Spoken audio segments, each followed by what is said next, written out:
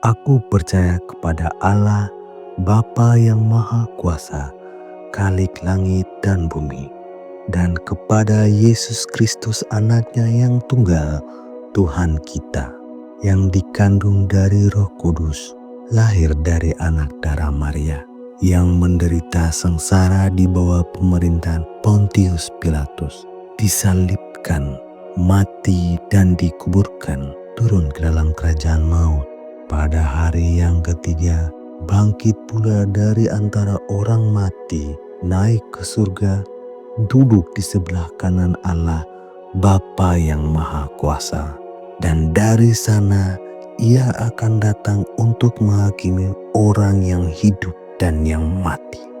Aku percaya kepada Roh Kudus, gereja yang kudus dan am, persekutuan orang kudus, pengampunan dosa, kebangkitan tubuh, dan hidup yang kekal. Amin. Amin. Shalom RGCC. Yang ada satu orang Shalom RGCC. Datangkan tempat ini dengan penuh sukacita. Amin. Coba dilihat kiri kanannya, ada gak wajah-wajah yang bermuram durja? Yang lagi sedih, mungkin lagi ngantuk. Coba ditanya kalau ngantuk sudah mandi apa belum? Oke. Sebelum kita sama-sama memuji dan menyembah Tuhan, saya mau ajak Bapak Ibu Saudara untuk baca ayat Alkitab sama-sama, bisa? Bisa? Aduh, gak bisa ternyata, bisa? Oke, silakan bangkit berdiri Bapak Ibu Saudara. Kita mau sama-sama baca di 1 Petrus 2, ayatnya yang ke-20 sampai 25. Tak panjang-panjang amat, cuma 5. Bisa? Yuk, 3, 2, 1. Sebab dapatkah disebut pujian jika kamu menderita pukulan karena kamu berbuat dosa? Tetapi jika kamu berbuat baik dan karena itu kamu harus menderita, maka itu adalah kasih karunia kepada Allah. Sebab untuk itulah kamu dipanggil, karena Kristus pun telah menderita untuk kamu dan telah meninggalkan teladan bagimu, supaya kamu mengikuti jejaknya. Ia tidak berbuat dosa dan tipu tidak ada dalam mulutnya. Ketika ia dicaci maki, ia tidak membalas dengan mencaci maki. Ketika ia menderita, ia tidak mengancam, tetapi ia menyerahkannya kepada Dia yang menghakimi dengan adil. Ia sendiri telah memikul dosa kita di dalam tubuhnya di kayu salib, supaya kita yang telah mati terhadap dosa hidup untuk kebenaran. Oleh bilur-bilurnya kamu telah sembuh. Sebab dahulu kamu sesat seperti domba, tetapi sekarang kamu telah kembali kepada Gembala dan pemelihara jiwamu. Amin Bapak Ibu Saudara. Amin. Gak perlu saya menjelaskan panjang lebar, kita sudah mengerti dan memahami bahwa kita ada sampai hari ini itu semua karena kasih karunia Tuhan. Kita ada sampai hari ini, kita bisa datang beribadah dengan hati yang penuh sukacita, dengan hati yang mengucap syukur. Itu semua karena kasih karunia Tuhan. Semua karena Tuhan sudah selesaikan di kayu salib. Karena bilurnya kita ada sampai hari ini. Amin Bapak Ibu Saudara. Mari kita memuji dan menyembah Tuhan dengan penuh ucapan syukur. Terima kasih Tuhan Yesus. Karena tidak ada kata yang dapat mengungkapkan rasa syukur kami Tuhan di hadapan Engkau. Betapa kami mengucap syukur karena kasih-Mu yang besar atas setiap kami Tuhan. Thank you Tuhan. Thank you so much.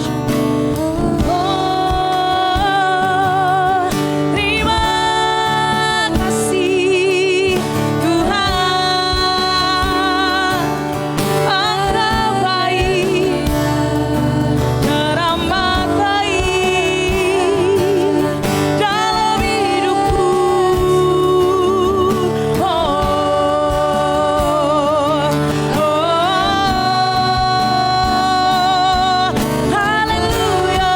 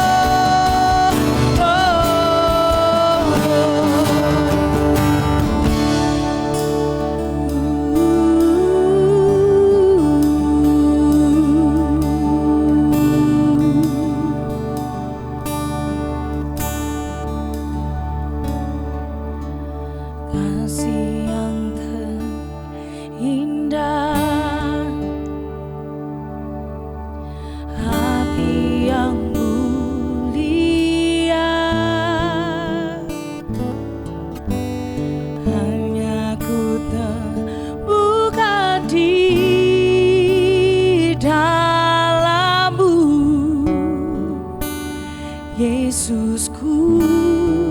Amin. Pujian dari hatiku selalu di setiap waktuku, tiada pernah berubah.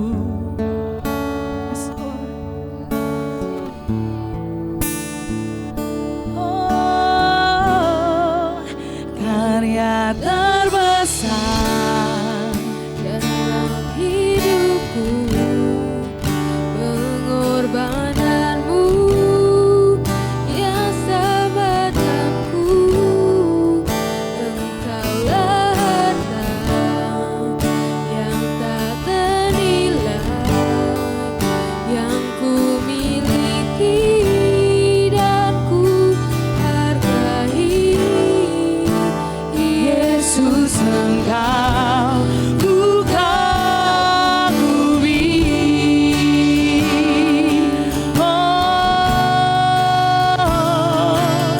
Hanya Engkau Tuhan yang ku kagumi.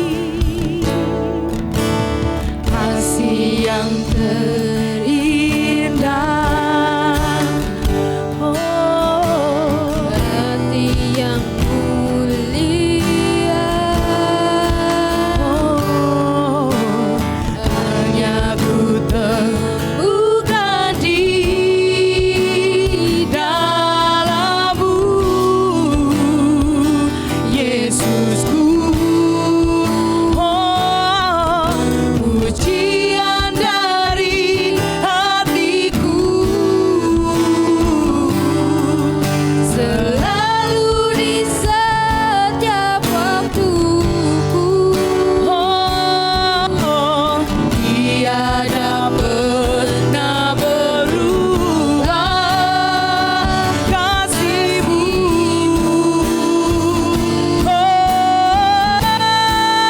Karya terbesar dalam hidupku, pengorbananmu yang selamatkanku. Engkaulah harta yang tak ternilai, yang ku miliki dan ku hargai. Hanya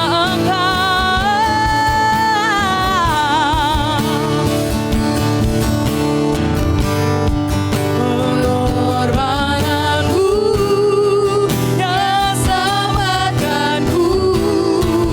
Engkaulah harta yang tak ternilai, yang ku miliki dan ku hargai.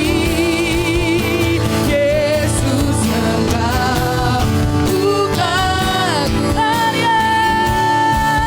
Karya terbesar dalam hidupku, pengorbananmu yang selamatkanku.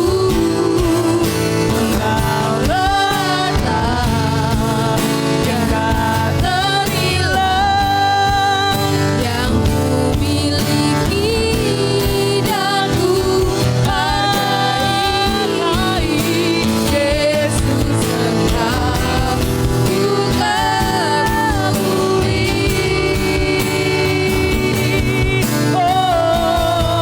Hanya Engkau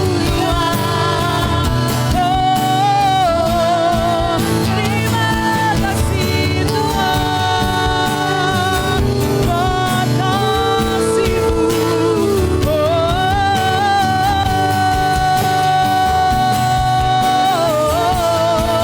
Terima kasih Tuhan, pengorbananmu yang selamatkanku.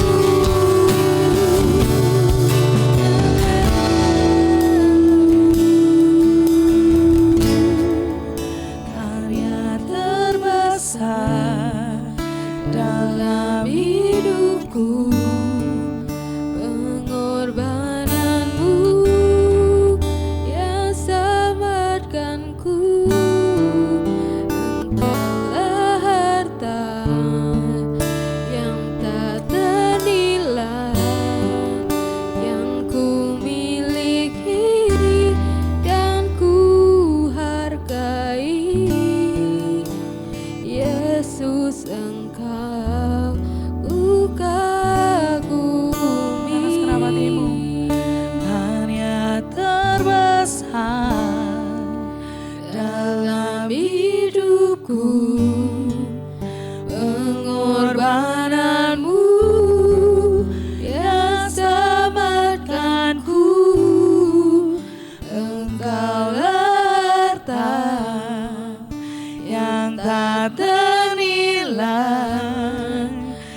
yang ku miliki dan ku hargai.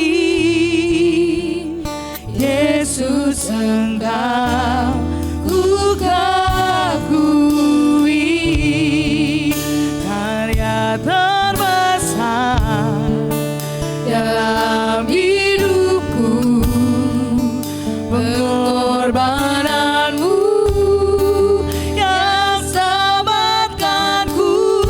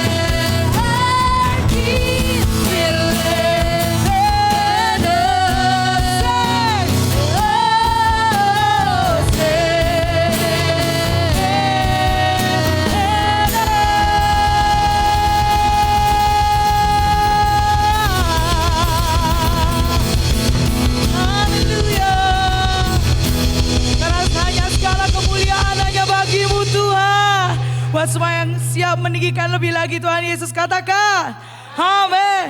Masih siap memuji Tuhan? Masih siap memuji Tuhan? Semua tepuk tangan di atas kepala RGCC.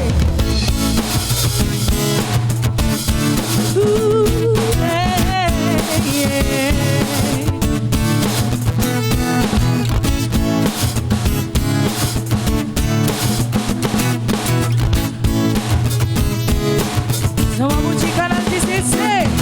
Angkatlah suaramu,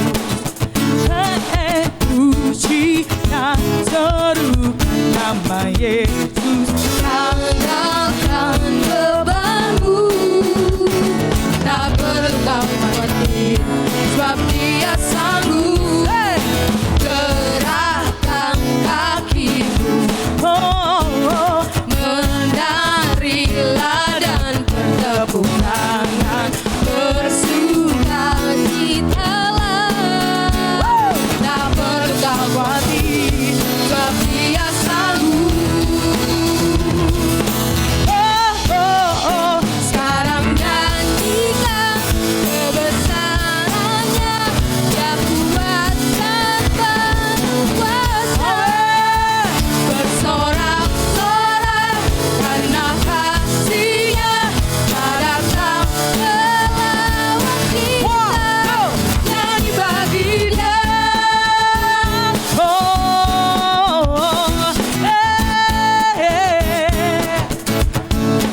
Everybody say, Angkatlah suaramu, amin.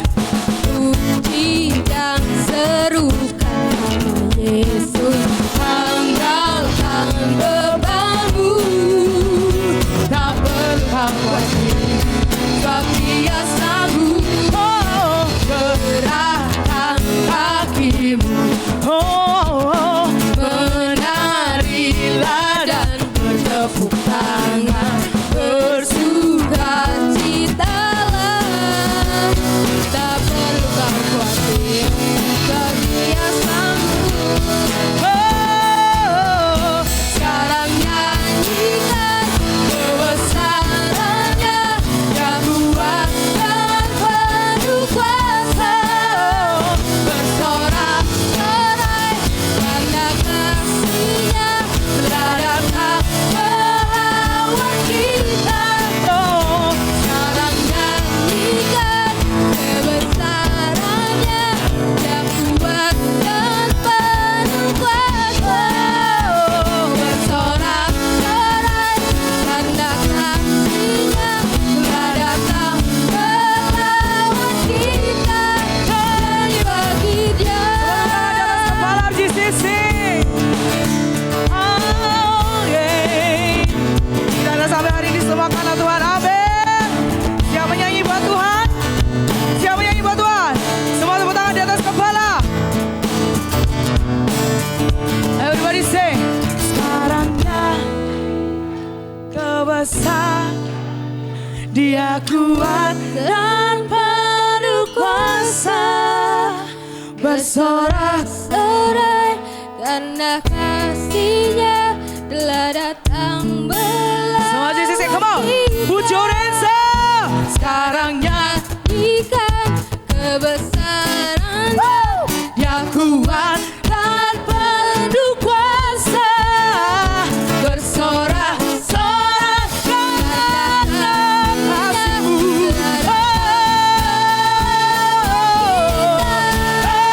Sekarang nyanyikan.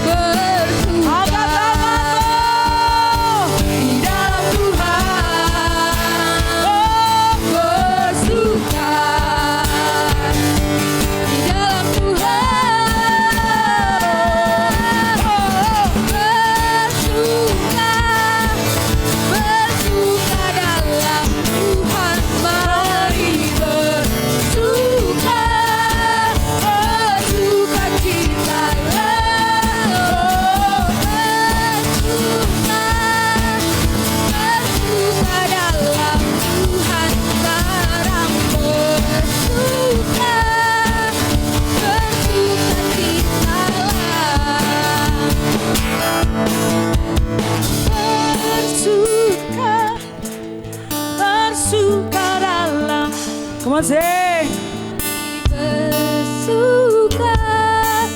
Bersuka citalah, oh bersuka dalam Tuhan sekarang bersuka. Saya mau dengan Bapak Ibu Saudara yang bernyanyi. 1, 2, 3, say. Bersuka. Amin. Mari bersuka, bersuka citalah, oh bersuka, bersuka dalam Tuhan. Bersuka citalah, Oh, bersuka, bersuka dalam Tuhan. Mari bersuka citalah, oh bersuka dalam Tuhan sekarang bersuka citalah, mari bersuka sekarang bersuka. mari bersuka, bersuka citalah.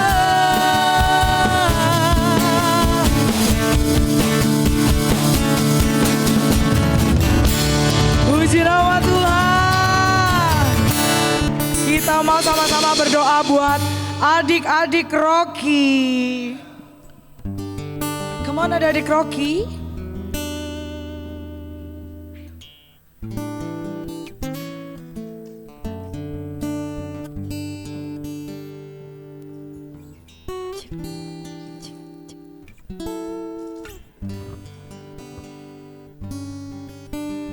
Oke, mari kita berdoa bersama.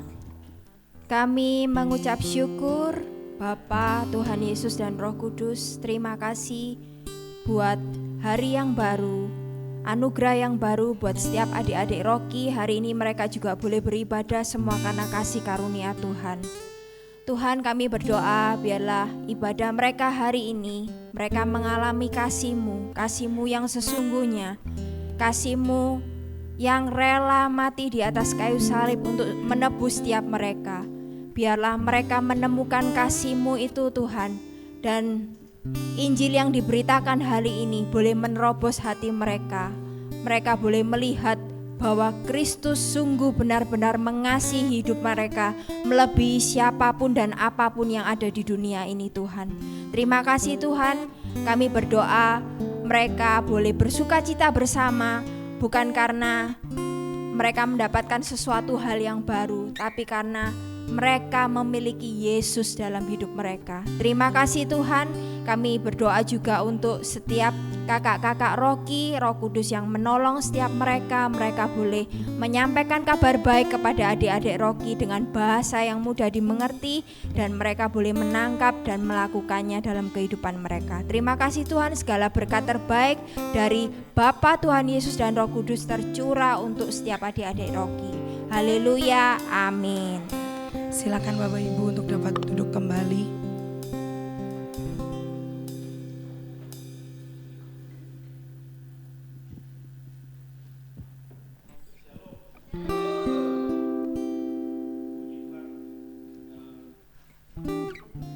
Minggu ini kita diingatkan kembali, diingatkan kembali tentang misi. Setiap bulan diingatkan terus tentang misi. Apa sih misi? Kenapa sih harus diingatkan? Nah, ini boleh.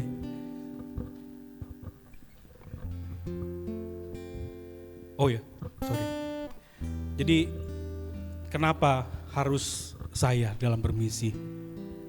Sekali lagi selalu di Matius 28 ayat 19 sampai 20 dan Kisah Para Rasul 1 ayat 8. Ini memang jadi sebuah patokan atau sebuah acuan kita untuk berpikir bahwa hidup kita itu adalah sudah misi sebetulnya.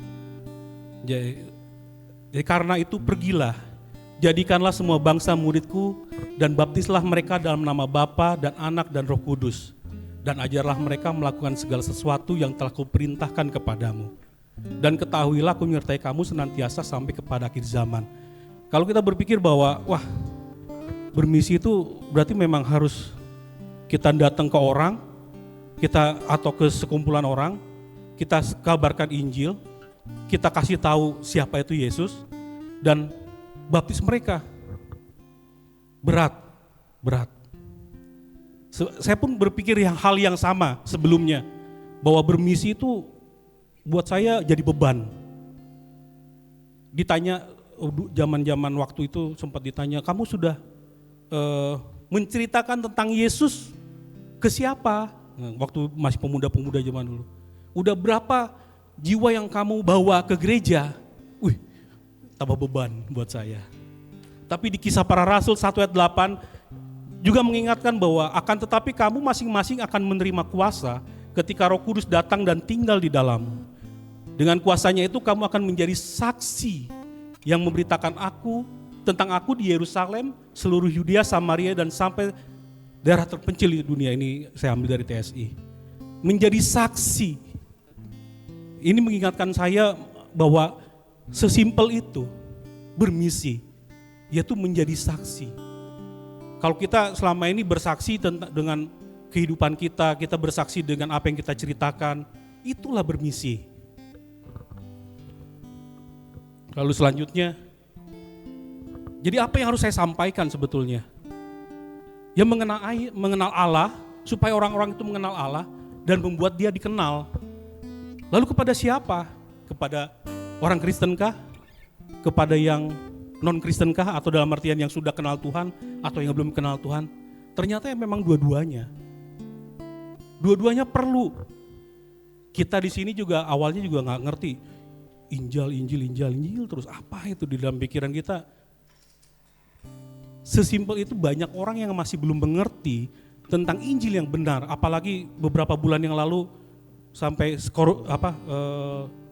khotbah berseri tentang Galatia, bahwa ada Injil yang lain. Nah, kita sampaikan Injil yang benar seperti apa, Injil yang sehat itu seperti apa, Injil yang menurut kerajaan Allah itu seperti apa. Kepada siapa ya? Ke keluarga, lingkungan pertemanan kita, komunitas kita, di mana kita kerja, di mana kita beraktivitas, di mana kita mungkin kuliah, sekolah, dimanapun. Karena memang tidak ada lagi dikotomi antara kehidupan sekuler dengan kehidupan rohani, pekerjaan sekuler dengan pekerjaan rohani. Karena apa yang kita lakukan, apa di dalam hidup kita, ya itulah misi sebetulnya. Boleh next. Lalu bagaimana saya seharusnya? Saya mau mengingatkan satu hal, bahwa tidak semua yang bermisi itu dari A sampai Z ditangani satu-satu semua sampai dibaptis. Lah kalau gitu berarti Kodef aja yang menang. Dia yang ngebaptis, kita cuma di depan-depannya aja dianggap tidak bermisi. Tidak Bapak Ibu Saudara. Kita semua ambil bagian di dalamnya. Menabur, menuai di ayat Yohanes 4 ayat 37 ini dikatakan, sebab dalam hal ini benarlah peribahasa, yang seorang menabur dan yang lain menuai. Menabur dan menuai, ayat ini menerangkan prinsip penting dalam misi Allah, yaitu ada yang menabur, yaitu mempersiapkan, dan ada yang menuai, mengumpulkan. Misi penginjilan ini merupakan sebuah relevan dalam sebuah penginjilan di mana-mana, bukan hanya di gereja, bukan hanya di dalam gereja, tapi di luar gereja, di para church juga sama. Ada yang menabur, ada yang menuai. Membutuhkan sebuah kerjasama, menunjukkan bahwa pekerjaan misi adalah kerjasama rohani yang berkesinambungan. Tidak bisa berhenti di mana saya hanya bisa memberikan kesaksian tentang Yesus lewat kehidupan saya, lewat perkataan saya saja. Tetapi memang banyak orang, mungkin saya hanya bisa menabur, mungkin saya hanya bisa menceritakan tentang Kristus tanpa harus sampai menuai. Kita tidak tahu siapa yang menuai, karena apa? Coba selanjutnya.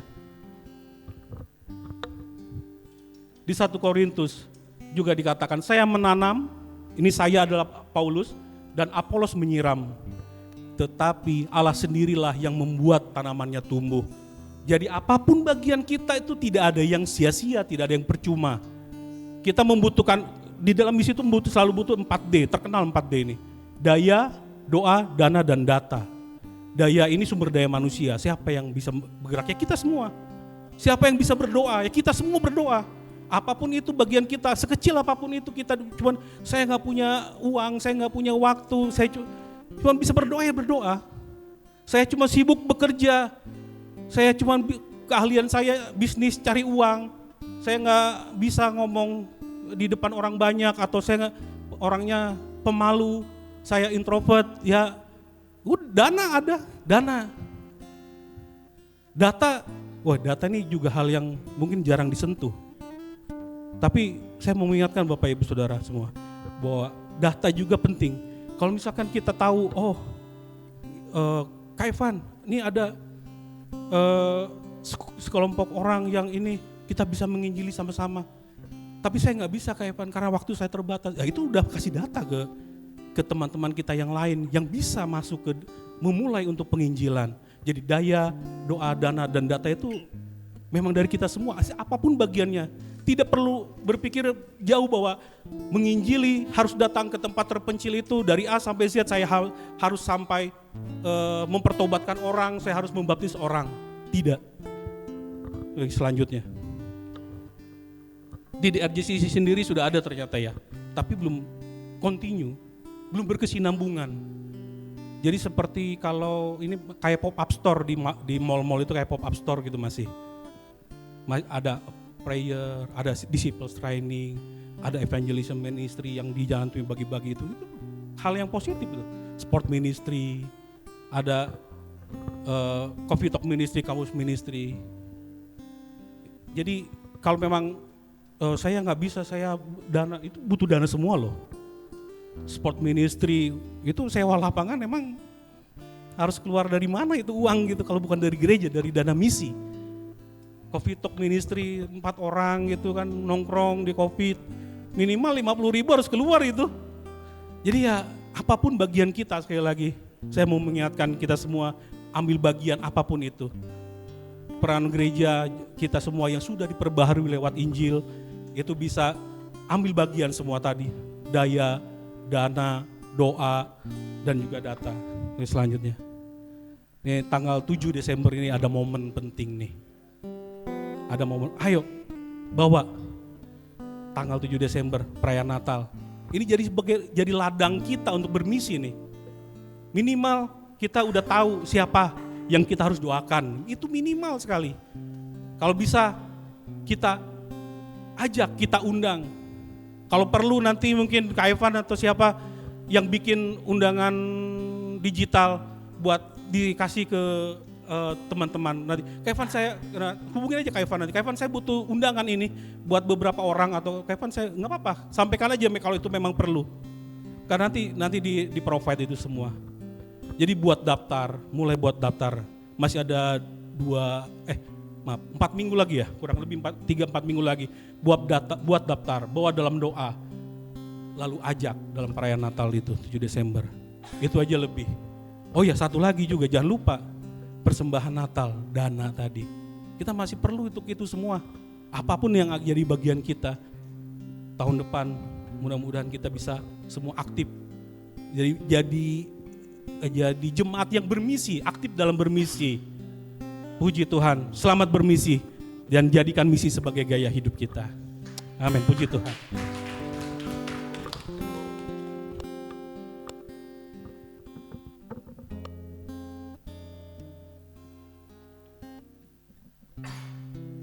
Shalom RJCC, tiba saatnya kita diberi kesempatan untuk memberikan persembahan.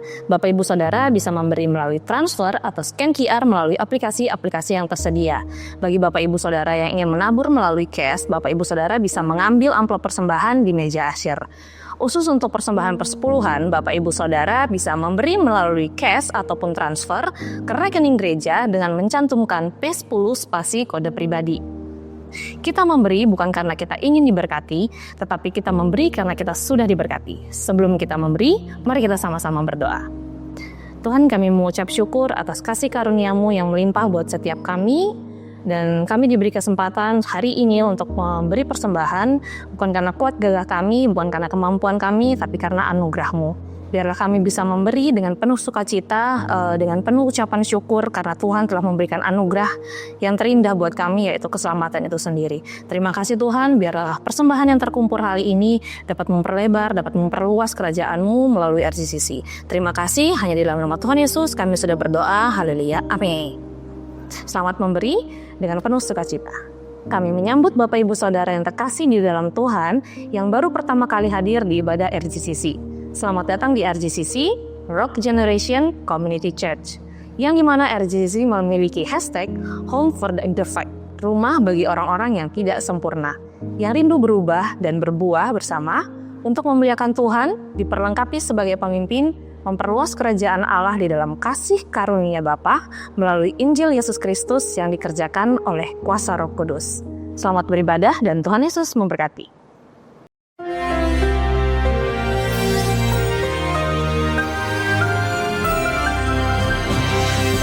Shalom semua warga kerajaan. Baru-baru saya ketemu seorang teman saya, Pak Samiton Pangela. Dan saya ingatkan beliau bagaimana putranya dia beri nama Tempuh. Wah, menarik sekali. Dia masih heran kok saya masih ingat. Karena very unique ya. Hidup ini harus ditempuh saudara. Jadi orang tanya pada saya, Bapak nih kalau peperangan pakai lagu apa? Maju tak gentar. Amin. Ever onward, no retreat. Sebab firman Allah menjelaskan dari Ibrani pasal 10, kenapa kita harus maintain perseverance? Kenapa kita harus tahan uji? Kenapa kita harus tahan menghadapi penderitaan, cercaan dan sebagainya? Firman Allah mengatakan Ibrani 10:35, besar sekali reward ataupun pahala yang menantinya. Perhatikan bukan gaji loh. Reward itu berarti terakhir kalau Tuhan Yesus datang. Akan ada pengadilan tahta Kristus. Ya saudaraku, kita akan menerima reward daripada dia. Bagi yang setia, bagi yang menantikan Tuhan dengan sungguh-sungguh. Lalu firman Allah juga mengatakan, apa risikonya kalau tidak tahan uji dan mundur? Binasa saudara. Ya, karena itu sering saya katakan, kendaraan iman saya, yaitu personnel yang mundur, itu sudah saya rusakkan. Supaya cuma ada maju dan naik. Amin. Semua marga kerajaan harus menyanyikan, yaitu maju tak gentar. Nah, Ibrani pasal 10 bukan cuma besar, ya. Kita memerlukan ketekunan ayat 36, ya. Supaya sesudah melakukan, perhatikan, melakukan kehendak Allah, kamu memperoleh the great promise. Bukan cuma great promise, reward, tapi great promise. Sebab sedikit, bahkan sedikit waktu lagi. Loh Pak, itu Abraham menunggu 25 tahun. Sedikit di hadapan Tuhan, mungkin 1 detik. Kalau kita berpikir dengan kronos, kita akan susah. Orang dalam penjara menunggu kapan. No. Kita memandang dengan pola pikir kekekalan. Dia tidak akan menangguhkan, tapi orangku benar akan hidup oleh iman.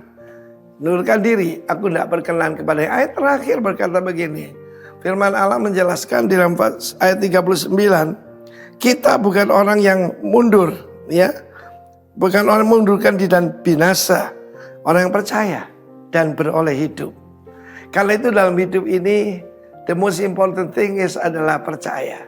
Percaya bahwa Tuhan itu tidak pernah ingkar janji. Dan ukuran sedikit waktu lagi ini penting saudaraku ya. Sedikit waktu. Sebenarnya saya memberikan contoh. Sebab banyak sekali kejadian dalam Alkitab saya nanti akan tambahkan. Mereka tidak mau menanti dan akibatnya kerajaan ini diambil seperti Saul. Dan kita melihat bagaimana orang yang tidak tahan. Contoh saya memberikan contoh tentang bagaimana orang memegang mobil. Dan yang terakhir bisa bertahan, dia mendapatkan mobil itu. Itu baru mobil. Mobil berapa sih harganya? Tapi Tuhan menjanjikan great reward and great promise. Karena itu semua warga kerajaan lakunya cuma maju tak gentar. Tidak ada yang mengasihani diri sendiri. Karena dia yang berjanji tidak akan menangguhkan kedatangannya. Karena itu dalam hidup ini selalu menantikan kedatangan Tuhan. Dan orang yang menantikan Tuhan akan menguduskan dirinya. Supaya seperti pengantin yang berhias untuk pengantinnya. God bless you warga kerajaan. Maju tak gentar. Haleluya. Amin. Amin. Terima kasih Tuhan. Terima kasih Bapa. Engkau adalah Bapa yang baik, Bapa yang setia dalam hidup kami Tuhan.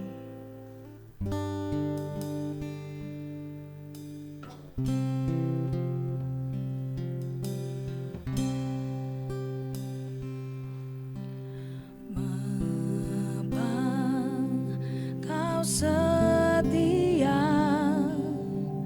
Bapa, Kau mulia. Tenanglah jiwaku, aman bersamamu.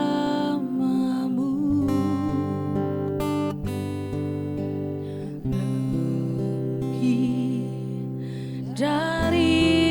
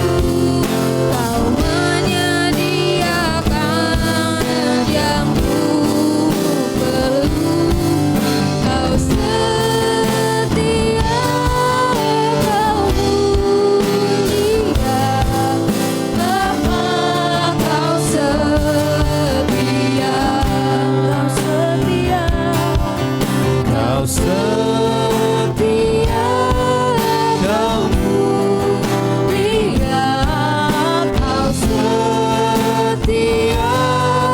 Kau mulia, Kau setia, Kau mulia, Bapa Kau setia.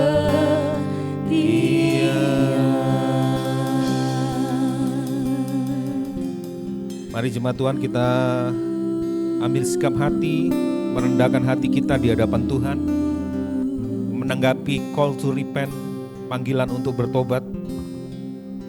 Saya membacakan dari firman Tuhan Wahyu 3 ayat yang ke-14. Dan tuliskanlah kepada malaikat jemaat di Laodikia, inilah firman dari Amin, saksi yang setia dan benar, permulaan dari ciptaan Allah. Aku tahu segala pekerjaanmu, engkau tidak dingin dan tidak panas. Alangkah baiknya jika engkau dingin atau panas. Jadi karena engkau suam-suam kuku dan tidak dingin atau panas, aku akan memuntahkan engkau dari mulutku. Karena engkau berkata, aku kaya, aku telah memperkayakan diriku, dan aku tidak kekurangan apa-apa. Dan karena engkau tidak tahu bahwa engkau melarat dan malang, miskin, buta dan telanjang, maka aku menasihatkan engkau supaya engkau membeli daripadaku emas yang telah dimurnikan dalam api, agar engkau menjadi kaya, dan juga pakaian putih supaya engkau memakainya, agar jangan kelihatan ketelanjanganmu yang memalukan, dan lagi minyak untuk melunasi matamu supaya engkau dapat melihat. Barang siapa kukasihi, ia kutegur dan kuhajar. Sebab itu relakanlah hatimu dan bertobatlah. Lihatlah, aku berdiri di muka pintu dan mengetok. Jika ada orang yang mendengar suaraku dan membukakan pintu, aku akan masuk mendapatkannya, dan aku akan makan bersama-sama dengan dia, dan ia bersama-sama dengan aku. Kami sadar Tuhan, kami seringkali tidak setia, namun Engkau setia.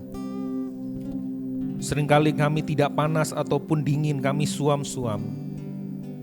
Dalam kami mengikut Engkau, perasaan kami seringkali naik turun. Seringkali kami meninggalkan Engkau, melupakan Engkau, dan mencari hal-hal yang lain yang kami jadikan Tuhan dalam hidup kami. Padahal kami seharusnya datang kepadamu. Padahal kami harusnya datang kepadamu, Sang Sumber sukacita damai sejahtera itu. Namun sebaliknya justru kami merasa kami kuat, kami sanggup, kami mampu. Tapi justru disitulah kami justru tertinggal jauh, kami jatuh semakin jauh, semakin terhilang. Tapi hari ini biarlah kami datang dengan kerendahan hati kami Tuhan. Kami minta ampun, kami bertobat di hadapan-Mu kalau kami seringkali suam-suam di hadapan-Mu, setengah-setengah di hadapan-Mu. Dan biarlah waktu kami memandang berita Injil, mendengar berita Injil-Mu, bagaimana Engkau telah menyelesaikannya semua itu. Pemberontakan kami, ketidaksetiaan kami di kayu salib dengan kematian-Mu, dan Kau jamin dengan kebangkitan-Mu. Hati kami kembali menyala, hati kami kembali berkobar untuk misi-Mu, untuk pekerjaan-Mu, untuk Injil-Mu. Dan biarlah itu terjadi hari ini melalui kuasa Roh Kudus-Mu, melalui pemberitaan firman, pemberitaan anugerah. Anugerah yang sama yang telah menyelamatkan kami, anugerah yang sama memampukan kami. Untuk kami tidak menjadi suam-suam kuku, untuk kami menjadi menyala-nyala di dalam Tuhan. Bukan karena kekuatan kami, bukan karena kami diiming-imingi oleh berkat Tuhan, atau ditakut-takuti sesuatu yang buruk menimpa kami, tetapi karena kami melihat keberhargaan-Mu yang begitu mulia, yang begitu indah. Hati kami kembali menyala-nyala. Terpujilah nama-Mu, dan biarlah setiap hati yang mendengar kabar Injil hari ini dimerdekakan, dipulihkan. Karena kami percaya seperti tadi firman-Mu, bilur-bilur-Mu telah menyembuhkan kami. Terima kasih Bapa di surga, terima kasih Tuhan Yesus, terima kasih Roh Kudus. Kami ucap syukur, kami berdoa. Berbicaralah, kami siap mendengar. Haleluya. Amin. Halo, selamat hari Minggu Bapak Ibu Saudara. Minggu ini adalah Minggu Misi, setiap hari Minggu ketiga kita akan diingatkan tentang Minggu Misi. Ya Bapak Ibu Saudara, supaya hati kita terus menyala di dalam misi. Dan firman Tuhan yang akan saya sampaikan pun akan bersentuhan dengan misi juga. Nah, hari ini kita akan belajar dari satu tema firman Tuhan. Ini kalau dijadikan berseri lebih panjang lagi ya. Roma ini 16 pasal, tapi saya ambil bagian terakhirnya. Injil dari Roma 16 ayat 1 sampai 16, rumah bagi semua. Rumahnya nomor berapa? 26. Ya. Nah, kalau saudara nanti baca, atau kita baca duluan nggak apa-apa, yuk kita baca bersama-sama firman Tuhan hari ini. Roma 16 ayat 1 sampai 16. Kita baca bersama-sama, hitungan ketiga mulai. 1, 2, 3. Aku meminta perhatianmu terhadap Febe, saudari seiman kita yang adalah pelayan jemaat di Kenkrea, supaya kamu menyambut dia dalam Tuhan, sebagaimana seharusnya bagi orang-orang kudus, dan berikanlah kepadanya bantuan bila diperlukannya. Sebab ia sendiri telah memberikan bantuan kepada banyak orang, juga kepadaku sendiri. Sampaikan salam kepada Priskila dan Aquila, teman-teman sekerjaku dalam Kristus Yesus. Mereka telah mempertaruhkan nyawanya untuk hidupku. Kepadaku mereka bukan... Terus, tapi juga semua jemaat bukan Yahudi. Salam juga kepada jemaat di rumah mereka. Salam kepada Epenetus, saudara seiman yang kukasihi, yang adalah buah pertama dari daerah Asia untuk Kristus. Salam kepada Maria yang telah bekerja keras untuk kamu. Salam kepada Andronikus dan Yunias, saudara-saudara sebangsaku yang pernah dipenjarakan bersama-sama dengan aku. Mereka orang-orang yang terpandang di antara para rasul dan telah hidup dalam Kristus sebelum aku. Salam kepada Ampliatus yang kukasihi dalam Tuhan. Salam kepada Urbanus, teman sekerja kami dalam Kristus. Dan salam kepada Stakis yang kukasihi. Salam kepada Apeles yang telah tahan uji dalam Kristus. Salam kepada mereka yang termasuk isi rumah Aristobulus. Salam kepada Herodion, temanku sebangsa. Salam kepada mereka yang termasuk isi rumah Narkisus yang ada dalam Tuhan. Salam kepada Trifena dan Trifosa yang bekerja membanting tulang dalam pelayanan Tuhan. Salam kepada Persis yang kukasihi, yang telah bekerja membanting tulang dalam pelayanan Tuhan. Salam kepada Rufus, orang pilihan dalam Tuhan. Dan salam kepada ibunya yang bagiku adalah juga ibu. Salam kepada Ansikritus, Flegon, Hermes, Patrobas, Hermas, dan saudara-saudara seiman yang bersama-sama dengan mereka. Salam kepada Filologus dan Yulia, Nereus dan saudaranya perempuan, dan Olimpas, dan juga kepada segala orang kudus yang bersama-sama dengan mereka. Bersalam-salam kamu dengan ciuman kudus. Salam kepada kamu dari semua jemaat Kristus. Demikianlah firman Tuhan, berbahagialah mereka yang mendengar firman Tuhan, membacanya, merenungkannya, menyimpan dalam hati, melakukan serta membagikannya. Nah, hari ini kalau Bapak Ibu sudah baca firman Tuhan hari ini, mau nyampein apa ini? Daftar nama ya. Nah, tapi saya mau kasih tema sentral dari ayat-ayat yang sudah saudara baca tadi. Tema sentralnya adalah bagaimana Injil membentuk, membangun komunitas yang menerima, menghargai, mengasihi, dan juga bagaimana perbedaan, ketidaksempurnaan dalam sebuah komunitas itu membentuk, membangun mereka dalam kuasa Injil. Jadi kesimpulannya gini, jadi bukan hanya Injil yang membentuk komunitas, tetapi juga komunitas yang tidak sempurna itu membentuk mereka dalam Injil. Mengerti Bapak Ibu Saudara? Jadi ini timbal balik seperti itu. Jadi komunitas harus berdasarkan Injil. Injil itu melalui komunitas akan membentuk komunitas yang tidak sempurna itu. Nah, pada umumnya orang menganggap ini tidak penting, ini kan cuma list nama saja. Paulus memberikan ucapan terima kasih. Apa pentingnya sih? Kita cenderung melewatkan firman Tuhan ini. Padahal ini ada sesuatu yang penting. Waktu saya baca nama-nama ini, saya pelajari nama-nama ini, hati saya bergetar loh Bapak Ibu Saudara. Wow, luar biasa. Ya.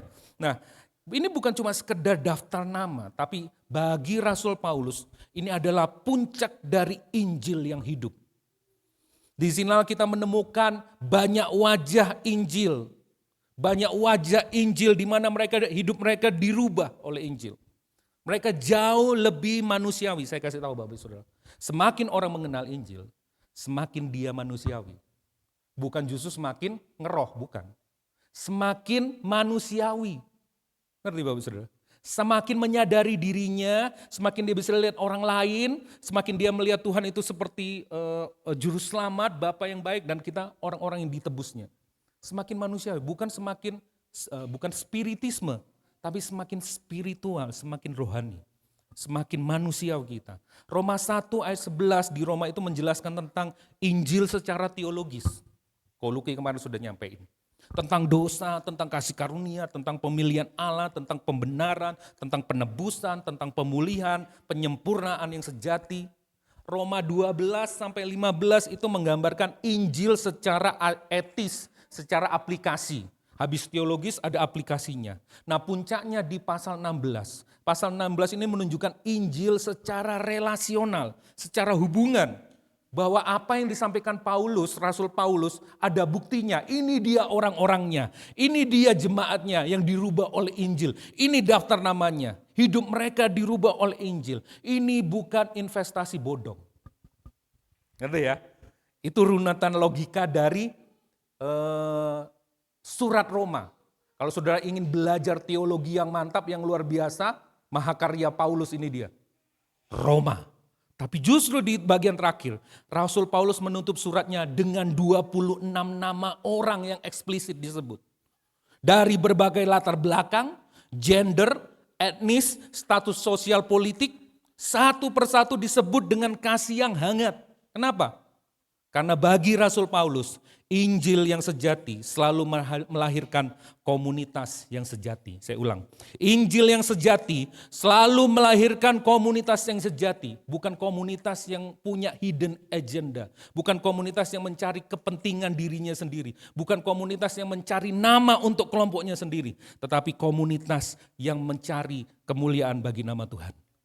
Teologi Injil bukan hanya ide di otak untuk dipercayai. Tetapi kuasa yang mengubah hati secara radikal.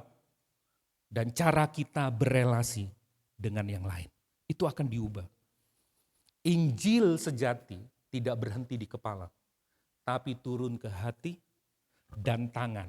Tangan itu misi, pelayanan. Injil yang benar melahirkan komunitas kasih. Dan bukan cuma kasih, tapi juga misi. Amin Bapak Ibu Saudara. Tahukah Bapak Ibu Saudara mujizat terbesar ketika Roh Kudus dicurahkan pada hari Pentakosta? Bukan bahasa lidah, bukan bahasa roh, bukan orang sakit sembuh, bukan mengusir setan, bukan bernubuat. Apa mujizat terbesar? Gereja lahir. Gereja dilahirkan. Kita semua dibaptis ke dalam tubuh Kristus sebagai gereja. Itu mujizat terbesar.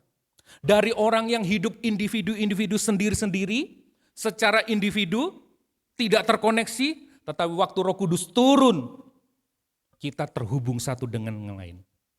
Dengan tujuan menghidupi Injil dan menunaikan misi Injil itu sendiri.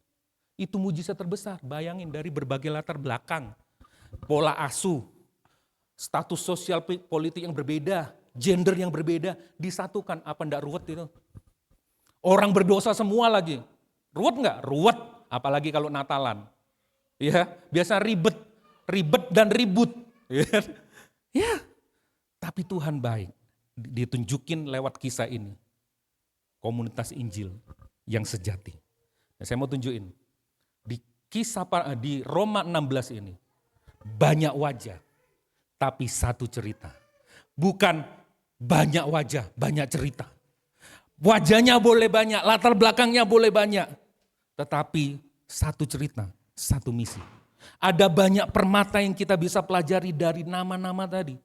Dan bagaimana mereka terhisap dalam sebuah cerita yang sama. Yaitu cerita Injil. Injil adalah rumah yang menerima, yang mengubah, yang mengasihi.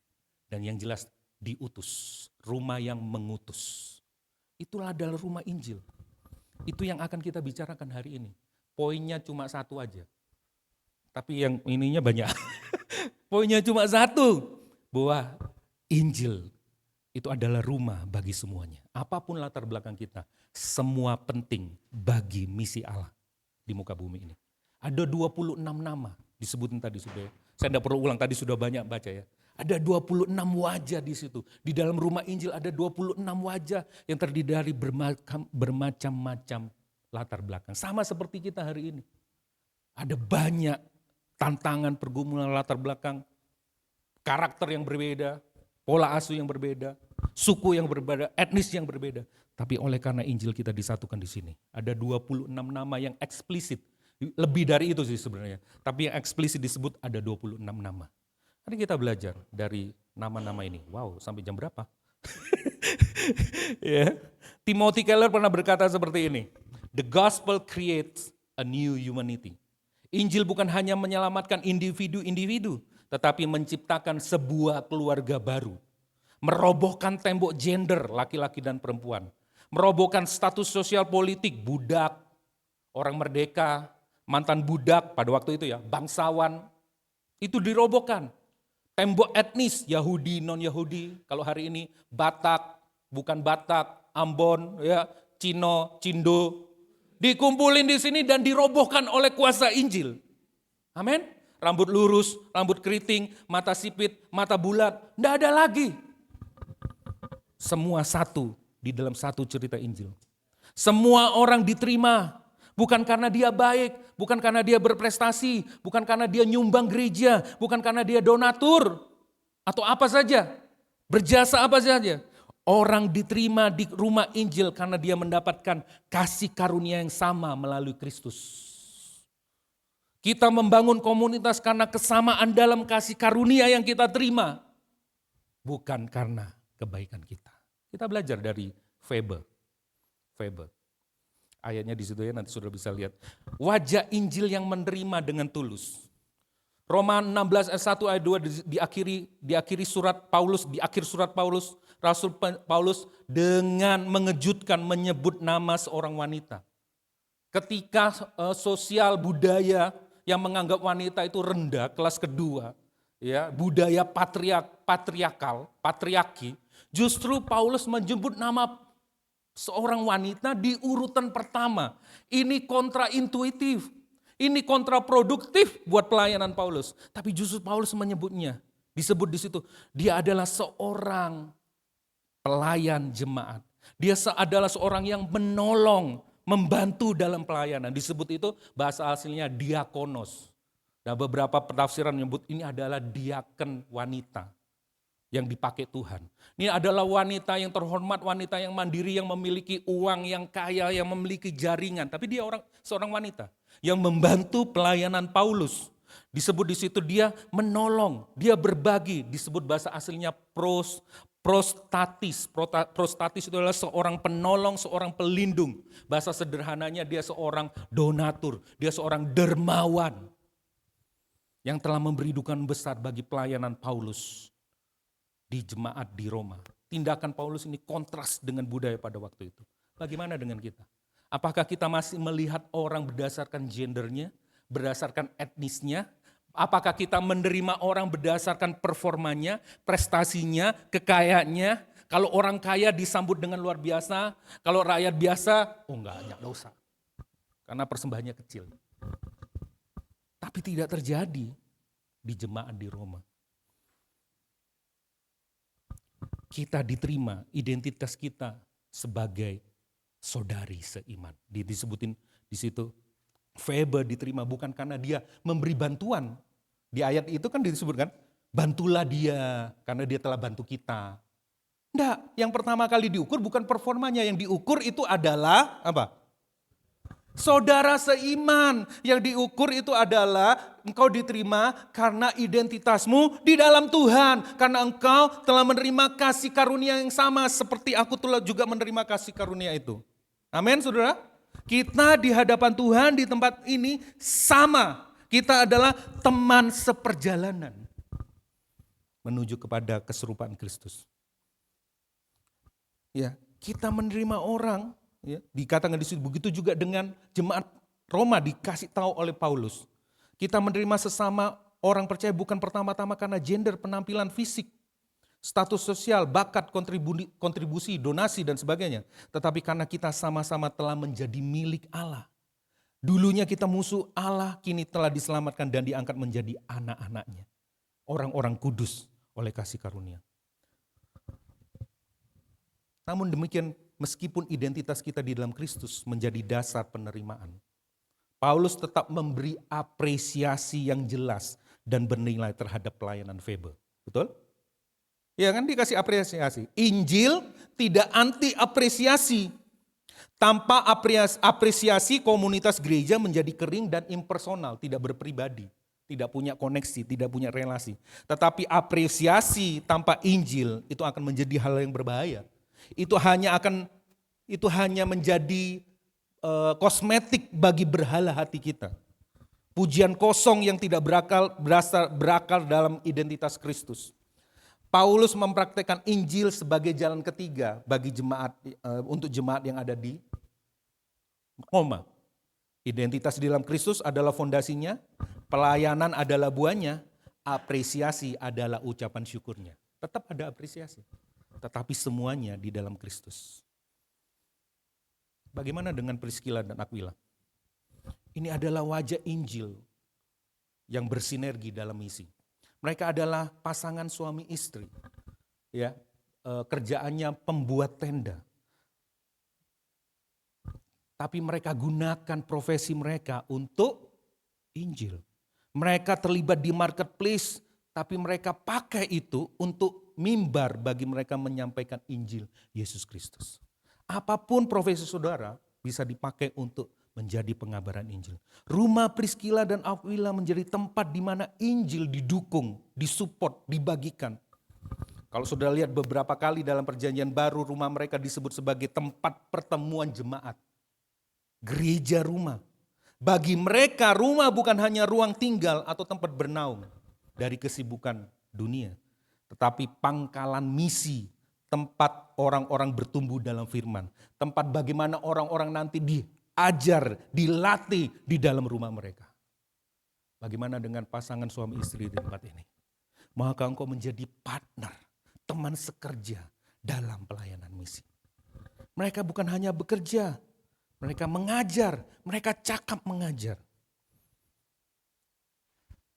Injil tidak berhenti pada perubahan pribadi.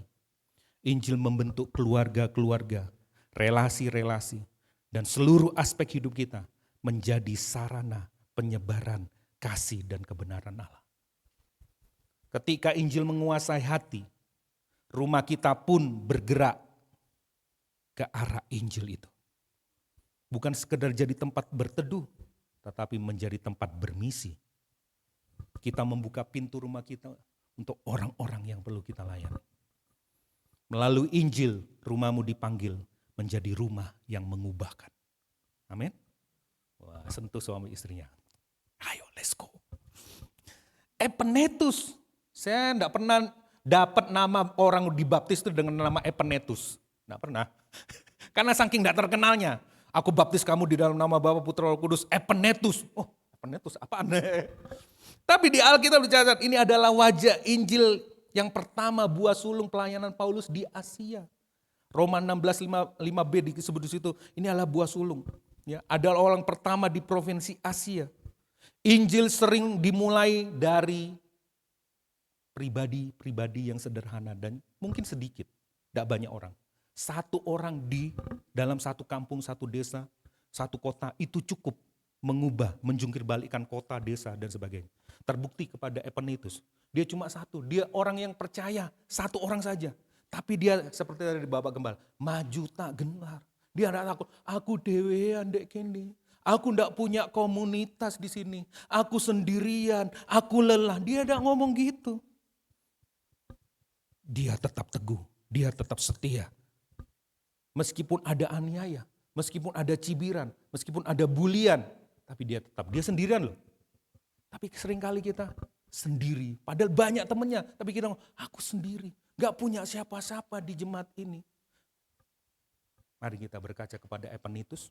Dia tidak terkenal, tapi disebut oleh Rasul Paulus, rasul terbesar yang pernah ada di alam Alkitab. Setuju? Pekerjaan Injil bukan hanya tentang angka besar. Pekerjaan Injil bukan tentang mega church. Pekerjaan Injil itu tentang transformasi hati yang nyata. Epaphroditus mengalami itu. Injil mengubah seseorang secara pribadi dan membuat dia menjadi teguh, setia, berkomitmen sekalipun sendirian. Beranikah saudara tetap berdiri dalam kebenaran Injil sekalipun sendirian? Injil mengubah satu orang, namun ia membangun sebuah komunitas yang baru melalui satu orang itu. Akankah itu ditemukan di tempat ini? Epaphroditus. Waktu saya baca ini, wow. Dia bukan S3 teologi, S2 teologi, tapi luar biasa. Maria ini nama yang umum, seperti nama saya David itu banyak. Pak Budi juga banyak ya, Pak Budi. Bambang ya banyak. Sama seperti zaman waktu itu ya. Maria, ada banyak Maria. Ini enggak pernah dijelasin Maria yang siapa. Ini adalah wajah Injil dengan kesungguhan dalam pelayanan. Nama yang sangat umum di dunia Yahudi, nama yang pasaran umum. Ia adalah seorang wanita Yahudi pertama, ya, yang disebut sama Paulus di dalam surat bagian terakhirnya. Orang Yahudi Kristen yang tinggal diaspora di Roma. Rasul Paulus menulis tentang dirinya apa?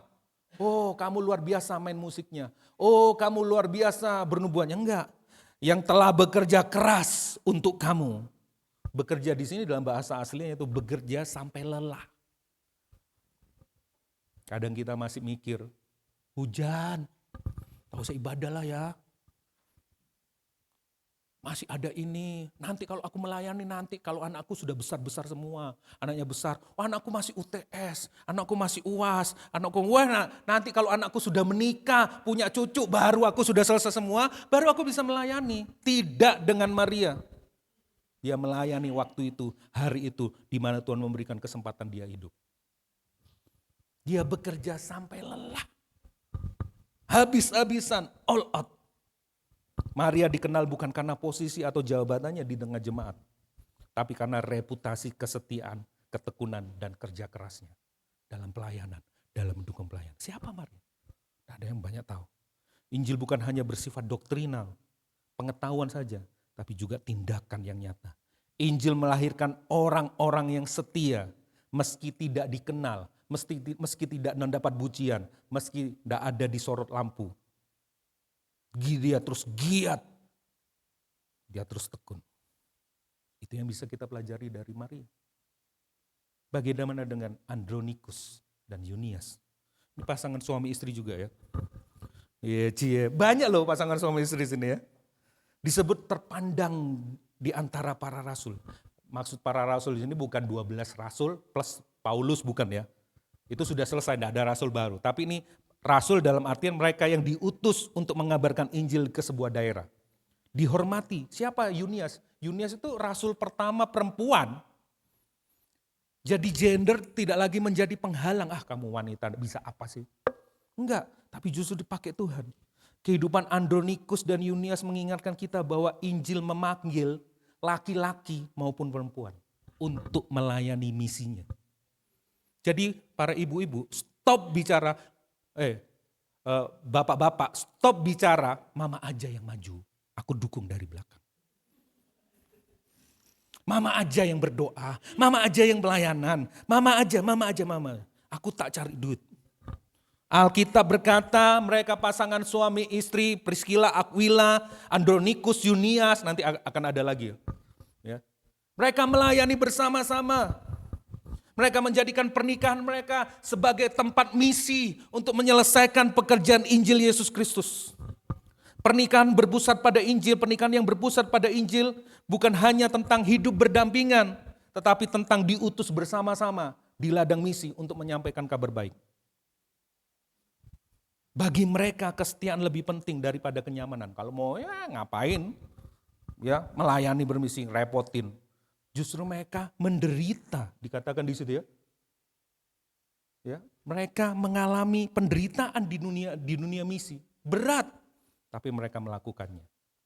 Ya, mereka menjadi saksi yang berani. Pernikahan mereka jadikan sebagai tempat untuk mereka melakukan pekerjaan misi, menggenapi panggilan Kristus. Bagaimana dengan keluarga kita? Oh, apakah aku harus diutus? Nah, puji Tuhan, di tempat kita ada beberapa pelayan-pelayan misi kayak tadi ya Happy dan istrinya Rina, belum dicatat sama Paulus ya. Happy dan Rina Pak Paulus, terus Evan ya, meskipun masih lagi LDR ya, mereka pelayan misi yang diutus ke daerah. Kemarin Happy baru pulang dari Fiji, tahu Fiji sebelahnya mana? Mananya ke Panjen?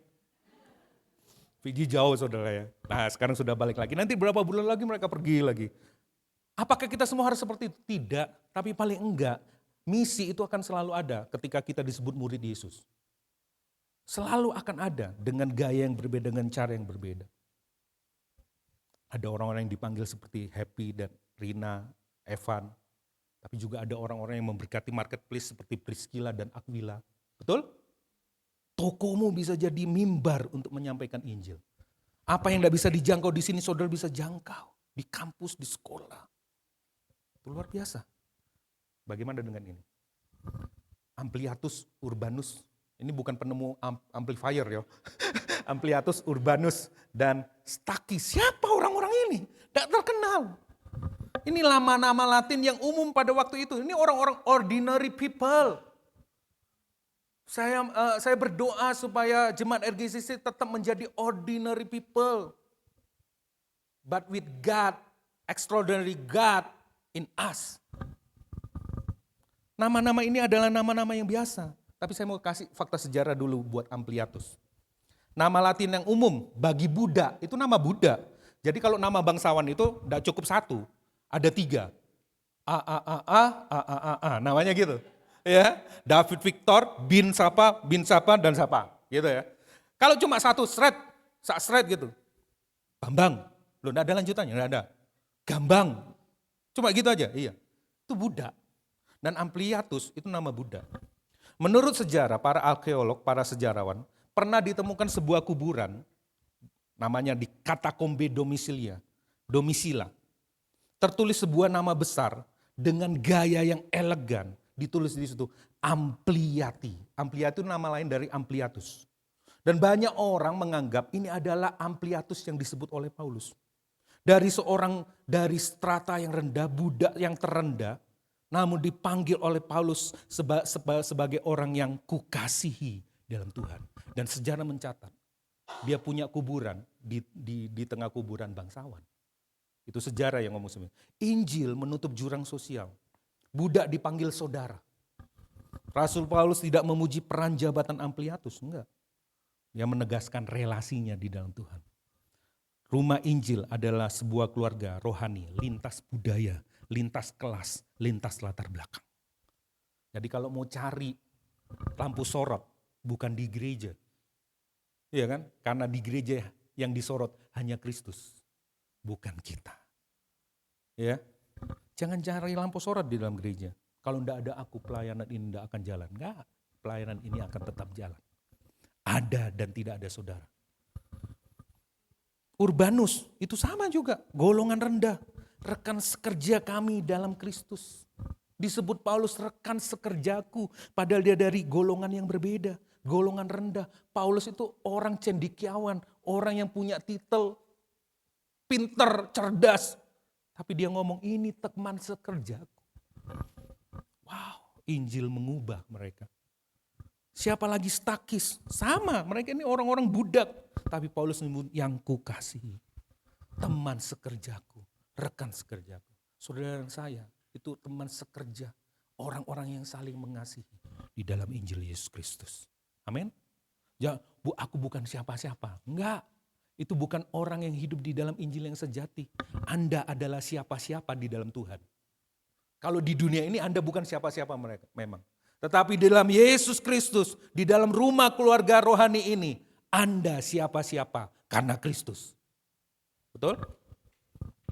Rumah Injil bukan hanya tempat bekerja bersama, rekan sekerja. Ayo yang rajin ya, ayo pelayan yang rajin ya. Wow, diperas habis-habisan di gereja gitu ya. Oh, aku masih ngurusin ini, nggak perlu itu duniawi, harus dihabisin gereja. Kita juga enggak seperti itu. Kita enggak memanfaatkan orang untuk meningkatkan pelayanan kita. Gereja lokal di tempat kita bukan seperti itu. Kita memanfaatkan pelayanan untuk memperlengkapi orang-orang. Kasih pengajaran yang sehat, dilatih menjadi pemurid, bisa mengajar, bisa memimpin. Itu namanya. Nah kalau kita ingin memanfaatkan orang, ini panggung ini penuh dengan orkestra sudah. Saya akan kasih yang bisa main biola, cari. Enggak peduli dari gereja mana. Ya, mau bertobat belum bertobat, enggak apa-apa. Yang penting gereja kita hype, gereja kita nanti dikenal, musiknya lengkap dan sebagainya. Enggak, itu namanya memanfaatkan orang untuk pelayanan.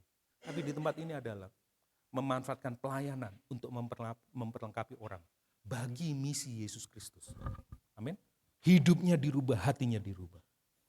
Siapa lagi Apeles? Tidak terkenal. Tapi dia memiliki yang disebut tadi seperti Bapak Gembala, memiliki keteguhan yang teruji. Nggak dipuji pelayanannya loh, dipuji karena kamu memiliki ketekunan yang tahan uji dalam Kristus. Seorang yang telah melewati proses ujian. Injil tidak hanya mengangkat mereka dari lumpur dosa.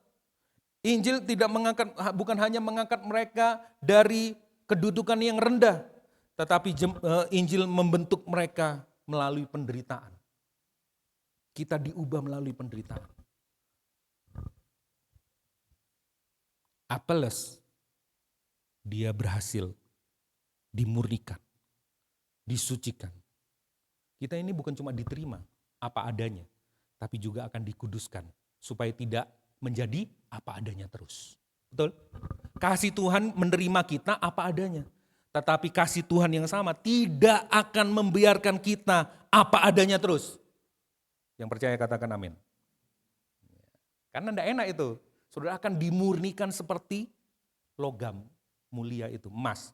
Dipanasin. Wah, aku sama seperti Tuhan Yesus tidak berubah, aku juga tidak berubah. Ya seperti ini. Tuhan Yesus tidak berubah, aku juga tidak berubah. Salah Pak, salah bro. Ya. Justru kasih yang sama akan mendidik kita, kasih karunia yang sama yang telah menerima kita apa adanya itu akan mendidik kita habis-habisan supaya kita menjadi serupa seperti Kristus. Dan Apeles mendapat anugerah itu dan dia berhasil. Itu rumah Injil, isinya itu salah satunya. Saudara akan dibentuk, saudara akan ditegur, saudara akan dilatih, saudara akan dibubuti, saudara akan dipretelin, saudara akan dilakukan apa saja. Asal rela. Dioperasi, aku rela. Dimurnikan, aku rela. Ngomong sama Tuhan. Nanti kita akan nyanyikan lagu ini. Ujilah aku Tuhan. Cobalah aku. Dan itulah yang dituntut oleh Injil. Perubahan. Begitu juga rumah Aristobulus, Herodion, rumah Narkisus. Siapa mereka ini? Ini dari golongan yang berbeda lagi. Ya. Siapa orang-orang ini? Ini adalah 3 kelompok yang unik. Yang menakjubkan, yang mengherankan di dunia pada waktu itu. Mereka ini Injil sanggup menembus tatanan sosial politik yang paling tinggi, yang paling elit. Bayangin loh. Saya waktu baca ini, wow, catatan sejarahnya dan beberapa tafsiran luar biasa. Ya, paling enak itu kalau pakai bahasa Malangan atau Surabaya. Gendeng ya gendeng ya. Luar biasa ini. Saya ceritain ya.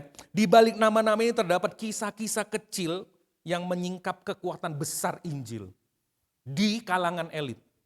Kekuatan yang tidak hanya menyentuh hati secara pribadi, tetapi juga meresapi, memarinasi katanya, menembus struktur masyarakat yang paling elit.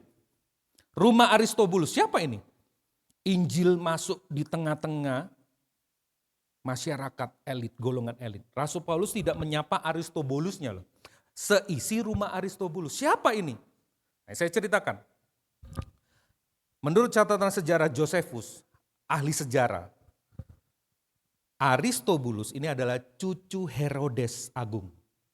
Saudara dari Herodes Agrippa. Ini orang penting. Bangsawan yang punya koneksi hoping dengan kaisar, dengan Herodes. Nah, ketika Paulus menulis surat ini, ada budak-budak di dalam rumah Aristobulus yang sudah menjadi percaya. Tapi mereka budak-budak kerajaan, budak-budak kekaisaran.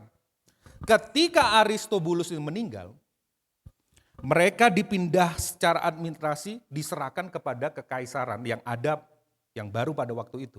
Tetapi mereka dikenal sebagai budak-budaknya Aristobulus. Jadi yang mendapat salam dari Paulus itu adalah budak-budak dari Aristobulus. Aristobulusnya bukan orang percaya. Tetapi budak-budak yang kaum rendahan ini justru mendapat kasih karunia, diselamatkan, menerima Injil, menerima kabar kebaikan. Dan mereka menjadi orang-orang yang dipakai Tuhan di tengah-tengah istana yang tidak bisa ditembus oleh siapapun. Justru mereka menjadi orang-orang itu. Bukan pendeta, bukan orang-orang pemimpin-pemimpin jemaat yang terkenal, mega church, bukan. Budak, slave. Kalau hadir di sini, aku bisa apa sih? Lihat ini. Seisi rumah Aristobulus itu budak. Tahu saudara budak, kalau zaman dulu disebut budak. No hope, madesu, masa depan suram. Iya, nyawa bisa melayang kapan saja untuk kepentingan tuannya. Pernah dengar cerita kalau tuannya itu lagi musim dingin, kepingin menghangatkan tubuhnya, dia bisa panggil salah satu budak, belah perutnya, masukin kakinya ke dalam isi perut orang itu supaya hangat. Itu budak, gak ada harganya. Mereka hanya dipandang sebagai komoditi. Dan hari-hari ini, gereja memandang jemaatnya sebagai komoditi. Sebagai komoditas. Tapi justru, kalau saudara, ini tugas gereja. Memastikan saudara, apapun saudara penting di dalam kegerakan Allah. Disinilah keindahan Injil terlihat jelas. Aristobulus yang dermawan, justru dia tidak mendapatkan keselamatan. Justru budak-budak yang di dalam rumahnya. Wow, keren lah. Herodion, siapa Herodion? Herodion ini adalah, nama Herodion. Milik keluarga Herodes, itu arti namanya, Herodion. Rasul Paulus menyapanya sebagai teman sebangsaku. Ini berarti orang Yahudi di perantauan, di diaspora situ yang menjadi sukses. Menjadi terkenal karena punya koneksi, pintar berkoneksi dan lain-lain. Akhirnya dia masuk ke pemerintahan di Roma. Dan ini menjadi hal yang luar biasa. Tahu saudara? Nama Herodion kan berhubungan dengan Herodes. Tahu beberapa waktu yang lalu sebelumnya Yesus lahir, Herodes telah merencanakan pembunuhan bayi-bayi kan. Karena akan ada raja yang lahir katanya. Wih, ada raja, ini berarti ada kudeta. Dia cari yang 2 tahun ke bawah, dia bunuh semuanya. Tetapi justru lewat berita Injil, ada satu murid Yesus Kristus yang memakai nama Herodian. Sejarah kelam bisa dirubah karena ada Injil yang masuk di situ. Tokoh yang dulunya menakutkan, tapi sekarang ada di dalam garis pemerintahannya, ada yang menjadi murid Kristus. Injil tidak hanya mengubah hati seseorang, tetapi juga menebus sejarah dan identitas kelam. Bahkan nama yang dahulu membawa bayangan gelap dipakai oleh Tuhan menjadi seorang murid Kristus. Dari istana Herodes yang dulu mau mengancam membunuh Yesus, justru Injil tersebar di situ. Gila enggak sih? Justru Injil bertumbuh di situ. Ada satu nama muridnya yang namanya Herodion. Siapa Numa Narkisus? Numa Narkisus ini juga keren.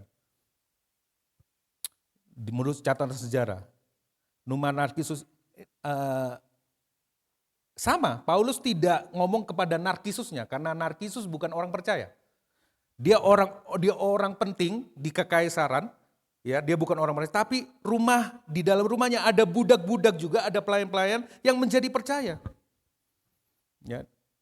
Ini orang penting jadi sekretarisnya orang penting yang jadi sekretarisnya kaisar pada waktu itu. Tapi justru dia tidak selamat. Orang-orang yang selamat adalah budak-budak yang dibawanya dia. Sama seperti tadi, setelah kematiannya budak-budak dipindahkan ke istana kekaisaran. Dan di antara mereka lah terdapat pengikut-pengikut Kristus. Jadi gini, Injil menembus struktur istana Roma yang megah, yang tidak tersentuh. Yang seringkali menganiaya orang Kristen pada waktu itu. Justru Injil tersebar di situ. Ada budak-budak yang berani, yang hatinya menyala karena Tuhan. Memberitakan Injil di situ. Inilah wajah Injil yang mengubahkan. Injil bekerja dari dalam hati manusia keluar. Bahkan bukan cuma keluar, menembus rumah-rumah, menembus masyarakat, mengubah sosial politik. Itu Injil yang saudara percaya. Ada wanita-wanita yang lain, Trifena, Trifosa, dan Persis. Ini wanita-wanita yang umum juga sama seperti Maria. Dan juga sama disebut di situ, mereka adalah pekerja-pekerja keras. Sama, mereka yang bekerja sampai lelah demi melayani jemaat Tuhan. Panggilannya melayani. Dia mungkin tidak bisa khotbah, tidak bisa nulis surat seperti Paulus. Tapi ini yang aku punya, aku akan melayani. Dari 26 nama, 8, 9 nama itu wanita. Wow, hidup wanita. Rasul Paulus menggambarkan mereka sebagai perempuan yang bekerja membanting tulang. Ini keren. Nah, saya ceritain ini langsung. Rufus, 5 menit. Ya, oke. Rufus. Roma 16 ayat 13. Siapa Rufus ini? Tiba-tiba nongol aja muncul gitu. Terus Paulus nyebut nama ibunya, begitu pentingnya. Ibumu itu juga sama seperti ibuku. Karena Paulus mungkin pernah mendapatkan pelayanan dari ibunya Rufus, ya. Mungkin dalam pelayanan sebelumnya mendapat support dan sebagainya dalam bentuk apapun. Tapi saudara tahukah saudara bahwa Rufus pernah disebut di Markus 15 ayat 21. Siapa Rufus ini? Markus menceritakan ketika terjadi penyalipan, Markus mencatat bahwa ada orang yang dipaksa memikul salibnya Yesus Kristus. Betul? Siapa namanya? Simon dari Kirene. Betul ya? Disebut di tulisan Markus 15 ayat 21, ayah Alexander dan Rufus. Jadi Rufus ini anaknya Simon dari Kirene yang dipaksa memanggul salibnya Yesus Kristus pada waktu itu. Dan sejak hari itu papanya jadi orang percaya. Dan waktu di papanya jadi orang percaya, seluruh isi rumahnya jadi orang percaya. Wow. Dan salah satu anaknya, Alexander tidak diceritain, tidak tahu, tidak ada catatan sejarah. Tapi catatan sejarah, salah satu anaknya menjadi pemimpin rumah di Roma. Makanya Paulus menyebut nama Rufus. Orang-orang sudah kenal tuh, oh Rufus itu anaknya Simon dari Kirene. Wow, Injil tidak bisa dicegah, Injil tidak bisa ditahan. Dan saudara bisa lihat itu ada banyak, saya tidak bisa sempat, ya, saya langsung ke bagian yang paling terakhir ini. Asinkritus, Phlegon, Hermes, ini bukan penemu tas Hermes loh ya. Patrobas penemu sepatu gitu kan. Ada ya mereknya, merek lokal Patrobas, Hermes ya, ini kawinnya Hermes mungkin. Nah, siapa ini? Siapa ini? Ini juga sama orang-orang Yunani Romawi yang umum, yang biasa saja, tapi mereka pemimpin-pemimpin rumah, gereja-gereja rumah. Dan mereka bergerak. Nah, ini ya, Filologus dan Yulia. Ini juga adalah sepasang suami istri yang juga melayani. Ya. Yang melayani bersama-sama ya. Ya. Mereka ini adalah mantan budak yang terdidik. Ini budak yang kelas tinggi ya. Tapi mereka menjadi pengajar, menjadi fasilitator di dalam sebuah komunitas-komunitas rumah. Yang keren itu Nereus. Nereus ini pekerja di dalam sebuah bosnya itu orang penting di kekaisaran. Tapi justru karena Nereus di situ dan memberitakan Injil, suami istri namanya Clement, namanya Flavius Clement dan istrinya siapa saya lupa itu. Justru bosnya yang bangsawan ini menjadi percaya. Dan itu adalah pencapaian yang luar biasa jemaat Roma membuat seorang bangsawan menjadi percaya kepada Injil. Akibatnya apa? Sepasang suami istri akhirnya dieksekusi. Istrinya dibuang, suaminya dibunuh. Oleh kaisar yang berkuasa pada waktu itu. Gara-gara penyampaian seorang budak Nereus kepada bosnya. Ini luar biasa dan Olimpas ini juga sama. Orang-orang biasa. Dan yang terakhir Paulus memberikan sesuatu. Dari semua itu, mari bersalam-salamlah. Kamu dengan ciuman kudus. Ini budaya waktu itu, budaya Timur Tengah. Ya. Pria sama pria, wanita sama wanita. Menunjukkan apa? Menunjukkan apa? Hubungan yang dekat, hubungan yang erat. Kita tidak sedang membangun mega church. Mega church tidak punya hubungan yang dekat. Betul Bapak Saudara? Betul. Kita mau menjadi gereja yang banyak. Rumah-rumah dipakai, kantor-kantor dipakai. Kasih tahu, kasih data, kasih info kepada Evan dan Happy. Kantorku bisa dipakai untuk doa, untuk menjangkau. Rumahku juga bisa dibuka untuk komsel. Di daerah sini, mari berbondong-bondong. Kampusku, kosku, Saya sering komsel di kos dulu waktu di Bali. Karena mereka punya kos, cuma punya kos. Mari. Jadilah gereja yang banyak, bukan jadi gereja yang besar. Jadi gereja yang banyak, di mana-mana ada. Pemimpin-pemimpin, siapa pemimpin-pemimpin? Ya kita semua. Oh aku enggak bisa. Lihat Apelles, lihat Epanetus tadi. Lihat budak-budak di rumah Narkisus dan Aristobulus. Siapa mereka? Budak. Tidak terdidik. Itu dia. Dan lewat sini kita saling mengasihi satu dengan yang lain. Ya, berikan ciuman kudus. Oh itu indah Pak, itu cerita dulu Pak. Gimana dengan sekarang? Kita ini sering gegeran, sedikit-sedikit pecah gereja. Sudah pecah-pecah lagi, pecah-pecah lagi, tambah cili-cili. Ya memang Tuhan mau ngutus sedikit-sedikit mungkin ya. Jadi kecil-kecil lagi Pak, gimana ini ya Pak? Ini kayak cerita dongeng, cerita yang indah itu zaman dulu Pak. Bagaimana ini bisa terjadi dengan tengah kita? Itu tidak mungkin terjadi. Ini kata bagian yang terakhirnya nih.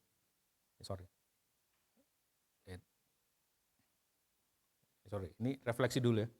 Rumah Injil, refleksi. Rumah Injil bukan hanya tempat saya hadir di sini. Oh yang penting aku hadir. Tetapi tempat saya menjadi bagian dari keluarga rohani ini. Apakah saya mau membangun relasi lebih dalam? Wah gak enak loh membangun relasi lebih dalam. Apakah peran saya dalam keluarga Allah di tempat ini? Peran saya apa ya? Ada di sini bermacam-macam. RGC juga satu rumah dengan banyak wajah. Ada yang wajah kalau ngomong itu, wah, kayak Angga itu kan dus. Cen juga, dus. Ada yang kalem, tapi kita keluarga. Amin. Ada yang aktif, ada yang diem, ada kok Alek kan pendiam. Ya. Nggak bencekno dia, yang bencekno banyak. Kok Lucky yang bencekno, nggak ada orangnya. Bermacam-macam, tapi kita saling mengasihi sebagai keluarga baru. Apakah gereja saya terasa seperti rumah? Atau cuma segera terminal, ngecas saja? Apakah kita mengerjakan misi keluarga Allah dengan setia di rumah rohani yang Tuhan percayakan sama kita di tempat ini? Saya tahu waktunya habis. Ya. Bagaimana caranya itu Pak? Kayaknya aku cuma mimpi. Ayat 16, bagian paling terakhir. Salam kepada kamu dari semua jemaat Kristus. Siapa kita? Kita ini jemaat Kristus. Apa yang telah Kristus lakukan bagi kita? Sehingga kita bisa menjadi rumah rohani yang terdiri dari latar belakang etnis, sosial politik, pilihan politik yang berbeda dan sebagainya. Apa yang menyatukan kita semuanya? Injil berkata, Kristus telah membuka pintu rumah rohani itu dengan tubuhnya sendiri. Wow. Bait Roh Kudus, bait suci waktu itu terbelah tirainya dari atas ke bawah. Enggak ada sekat. Mata bulat, mata sipin gak ada lagi. Semua menjadi satu. Satu keluarga di dalam Tuhan. Kristus mengubah identitas kita ketika ia memberikan identitasnya sendiri sebagai orang benar. Sebagai orang yang taat. Dan sehingga kita menjadi orang-orang kudusnya. Anak-anak Allah. Kristus menciptakan keluarga baru karena ia pernah ditinggalkan oleh bapaknya, oleh keluarganya. Ya Aba, ya Allah. Eli, lama sabachthani, mengapa engkau meninggalkan aku? Supaya apa? Supaya saudara dan saya selalu diterima di dalam rumahnya, di dalam keluarganya. Jadi tidak ada seorang pun yang kecil di tempat ini. Kristus mencium kita terlebih dahulu dengan kasih Bapa, sehingga kita bisa memberikan ciuman kudus kepada saudara-saudara kita yang Tuhan percayakan sama kita. Kita dapat dipanggil saudara satu dengan yang lain. Karena Kristus pernah dipanggil musuh oleh kepunyaannya sendiri. Ya, benar kan? Kita dapat masuk rumah Allah karena Kristus pernah ditolak di pintu rumahnya sendiri. Kita dapat saling menerima karena Kristus telah menerima kita terlebih dahulu. Itu firman Tuhan. Mari kita sama-sama bangkit berdiri. Mari kita responi firman Tuhan. Siapa saudara di dalam rumah rohani ini?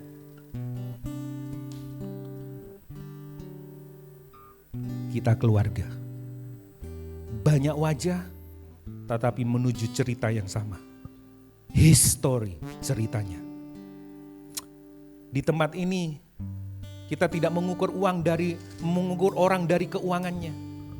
Mengukur orang dari status ekonominya, mengukur orang dari strata akademisnya. Mengukur orang dari talentanya, kamu bisa apa, kamu bisa apa. Di tempat ini kita diukur karena anugerah yang sama. Kita semua orang berdosa, musuh Allah, sekarang dijadikan orang benar. Tapi Allah tetap memberikan kemampuan sebatas apa yang Tuhan percayakan kepada kita. Dengan talenta kita, dengan tenaga kita, dengan daya kita, dengan kemampuan berpikir kita. Apapun itu, gunakan itu untuk membangun rumah rohaninya di tempat ini. Bukan supaya nama Rock dikenal, bukan supaya nama David Victor dikenal, bukan supaya nama Timotius Arifin dikenal, tetapi supaya nama Yesus Kristus semakin dikenal di kota ini melalui kehidupan saudara. Saudara bisa ada di pasar, di toko, di kampus, dimanapun saudara berada, Anda berarti bagi misi Injil Kerajaan Allah. Aku tidak terpelajar, Allah mencari orang-orang yang seperti itu. Aku dari keluarga yang gagal, justru Allah mencari orang-orang yang seperti itu. Aku orang yang sudah bercerai, Allah mencari orang-orang yang seperti itu. Allah mencari orang-orang yang gagal untuk mempermalukan orang-orang yang mengandalkan kekuatannya sendiri di luar sana. Supaya engkau semuanya di tempat ini menjadi display kerajaan Allah, menjadi display Injil kerajaan Allah. Bagaimana anugerah Allah melimpah dalam hidupmu. Maukah kau menjadi rekan sekerjanya? Maukah engkau menjadi saudara, saudari yang saling mengasihi satu dengan yang lain? Maukah engkau bekerja berjerih lelah untuk kerajaannya ditegakkan di muka bumi ini? Maukah engkau menerima satu dengan yang lain dengan kasih Kristus? Maukah engkau diubahkan? Maukah engkau dimurnikan? Maukah engkau? Semuanya bisa terjadi karena Kristus terlebih dahulu mau bagi misi Bapaknya. Bukan kehendakku yang terjadi. Biarlah kehendakmu saja yang terjadi Bapa. Dan dia mati di kayu salib buat kita semua. Hendaklah kita saling mengasihi, melayani satu dengan yang lain. Mari kita saling mendoakan. Cari teman-temannya yang tidak pernah bertemu, jarang bertemu. Menanggapi firman Tuhan, saling mendoakan satu yang dengan yang lain. Kalau suami istri boleh saling mendoakan. Ayo Pak, Ma, ini waktunya kita mengerahkan seluruh kekuatan kita. Apa yang kita punya, kita terbatas. Tapi Roh Kudus gak terbatas. Ayo cari orang-orang yang baru, orang-orang yang baru. Yang berbeda daerahnya, yang berbeda sukunya. Saling mendoakan satu dengan yang lain. Jangan sama orang yang sering didoakan, jangan, cari yang lain, oke? Setelah itu kita doa berkat.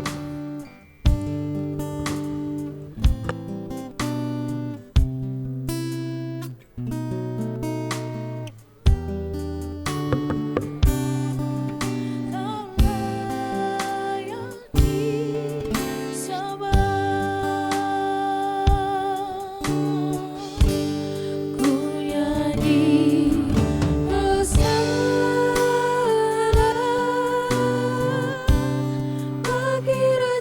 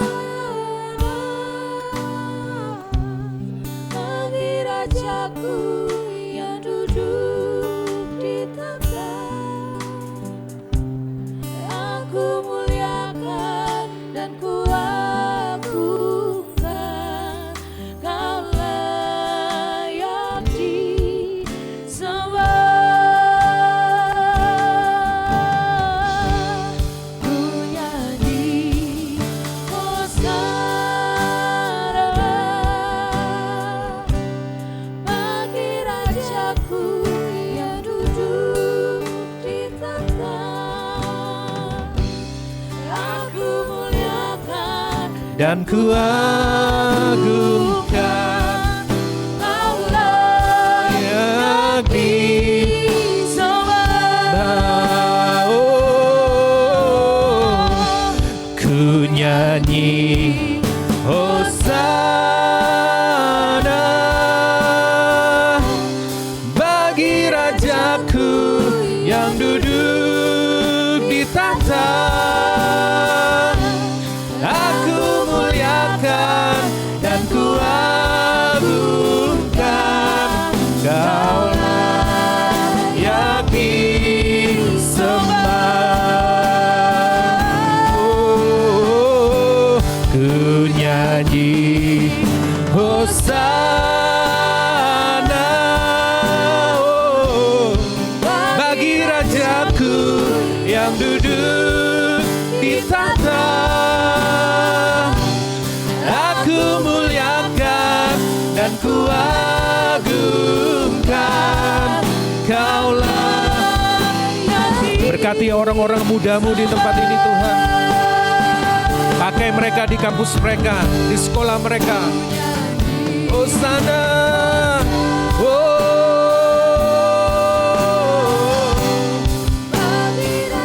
bagi Rajaku yang duduk di tahta. Aku muliakan dan ku agungkan, Kaulah yang disembah. Mari sama-sama yang sudah berdoa responi firman Tuhan ini. Hosana, kami siap Tuhan, kami ready. Yang duduk melakukan kehendak Sang Raja, aku muliakan dan ku agungkan, Kaulah yang disembah. Oh, ku nyanyi Hosana bagi Rajaku. Oh,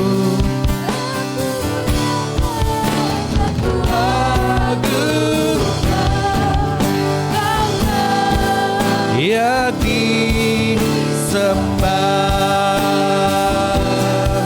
Kaulah yang disembah. Oh, Kaulah yang disembah.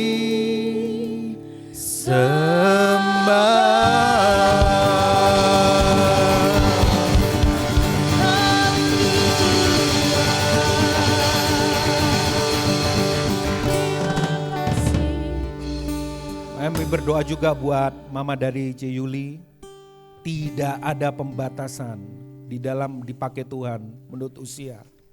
Kalau Ibu Rufus bisa dipakai, beliau juga bisa dipakai untuk memulihkan generasi keluarga-keluarga yang lebih muda darinya, yang membutuhkan hikmat. Tuhan pakai kehidupan beliau di dalam nama Tuhan Yesus. Pakai semuanya di sini. Tidak ada yang kecil di tempat ini. Bukan karena kami hebat, tetapi karena Kristus terlebih dahulu telah menerima kami di dalam keluarganya. Dan angkat tangan jemaat Tuhan yang dikasihi Tuhan, pulanglah engkau dengan berkat Tuhan, dengan kemampuan untuk engkau menjadi pelaku-pelaku firman. Pulanglah dengan berkat ini. Tuhan melindungi, Tuhan mengarahkan wajahnya, menyinari engkau dengan sinar wajahnya, memberkati engkau, memberikan kasih karunia dan anugerah untuk engkau menjadi saksi-saksi kerajaan Allah di kampus, di sekolah, di rumah, di masyarakat, di lingkunganmu, di koneksi kerjamu, di marketplace, di mana Tuhan percayakan engkau. Tuhan pakai kehidupanmu untuk memberitakan Injil yang sejati. Dan biarlah itu semakin terdengar di dalam kehidupan kita semuanya.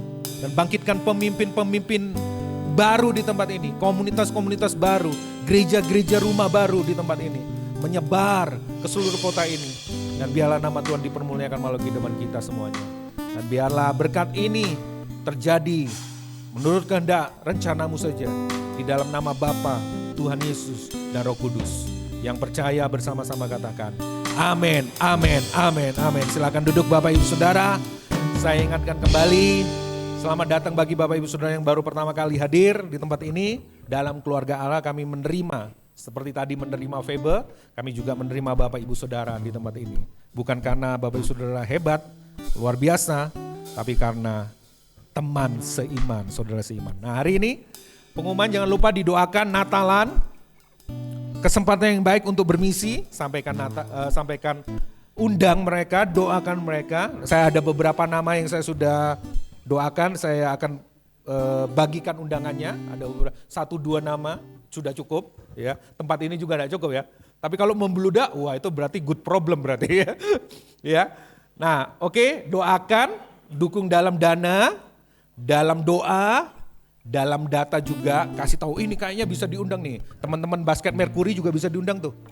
Ya, anak-anak, undang semua, angkut. Atau teman-teman apa lagi ya, boleh ya. Ya, grup pedalnya Ko Alek boleh. Pedal. Ya, oke ya, Tuhan Yesus memberkati. Itu saja, selamat hari Minggu, tetap semangat.